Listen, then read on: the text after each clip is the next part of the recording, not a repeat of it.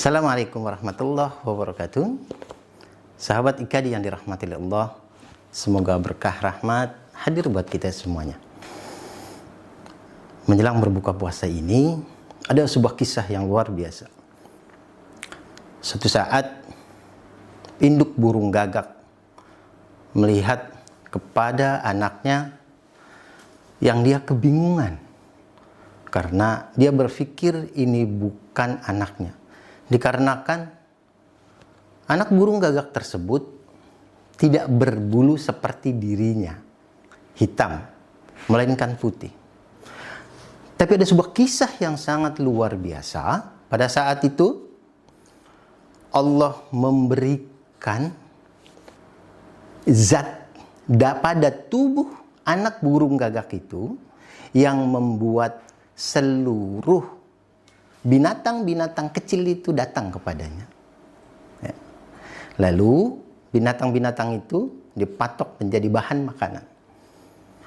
Allah memberikan rizki dari berbagai macam kepada hamba-hambanya, makhluk-makhluknya di muka bumi ini. Yang saat itu burung gagak kebingungan, apakah ini anaknya atau bukan. Lalu memberikan zat pada tubuh burung gagak itu yang bisa mendatangkan bahan makanan. Lambat laun anak burung gagak itu mulai menjadi hitam bulunya dan bau yang bisa menghadirkan serangga itu mulai menghilang. Dan diyakini, disadari bahwa saja ini adalah anak dari burung gagak tersebut. Saudara yang dirahmati oleh Allah, maka sesungguhnya seluruh makhluk di muka bumi ini diberikan oleh Allah kepastian rizki. Maka saudaraku, jangan pernah berkeluh kesah, jangan pernah takut bagaimana seluruh makhluk hidup itu akan diberikan rizki oleh Allah. Maka ini ada dua pola.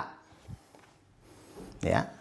Ketika kita pengen keluar dari sebuah kemiskinan, ada dua pola, saudaraku yang dirahmati oleh Allah. Sahabat IKADI, satu dengan sistem syariah Islam, satu dengan sistem konvensional. Kalau konvensional digawangi oleh Adam Smith, dan kalau di sistem syariah digawangi oleh Ibnu Khaldun.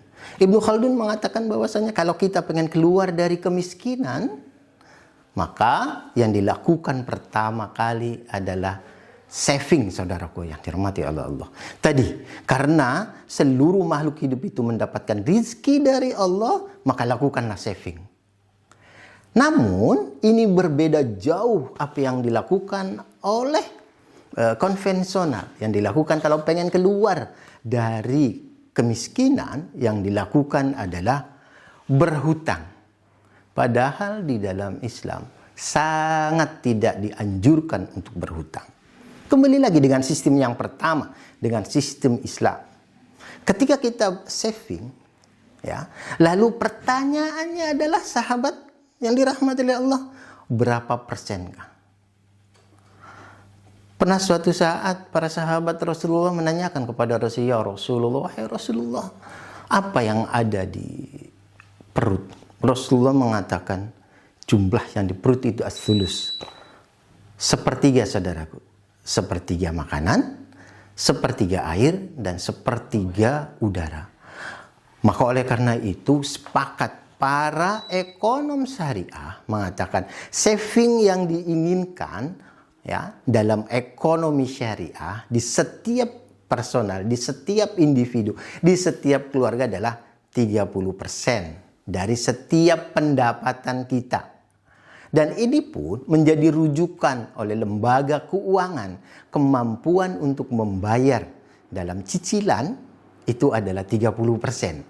Minimal 30%. Nah, ketika kita sudah mulai saving 30%, terkumpullah pada titik tertentu, lalu kita bisa buka usaha.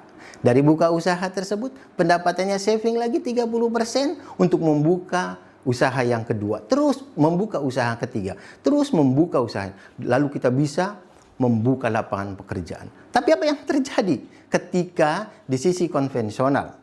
Adam Smith mengatakan ketika kita pengen keluar dari kemiskinan, maka kita harus berhutang. Ketika kita berhutang, kita mendapatkan sejumlah uang, Lalu kita buka usaha. Dari buka usaha ada pendapatan atau ada keuntungan. Keuntungannya untuk membayar hutang tersebut. Malah ini membuat kita makin terus berputar dalam kemiskinan karena hutang. Begitu banyak saudaraku yang dirahmati Allah, orang-orang yang berhutang, apalagi dengan sistem ribawi, mereka malah tidak keluar dari kemiskinan. Alih-alih bukan kesejahteraan, alih-alih bukan kebahagiaan yang dia dapatkan, tapi malah sebuah kesengsaraan. Begitu banyak kasus yang mungkin kita ketahui. Pinjol atau para rentenir yang berkeliaran di lingkungan kita. Mereka menghisap kemampuan kita dalam hal kekayaan. Di dalam Al-Quran itu disebutkan adha'afa mudha'afa. Sudah do'if, lalu dido'ifkan kembali. Gara-gara apa? Gara-gara ribawi. Sahabat IKD yang dirahmati Allah, melalui bulan Ramadan yang suci dan berkah ini, ayo kita luruskan kembali bagaimana kita mengelola keuangan kita, mengelola pendapatan kita, agar kita mendapatkan keberkahan dalam hal kekayaan-kekayaan yang kita kumpulkan. Mohon maaf, wabillahi taufiq wal hidayah.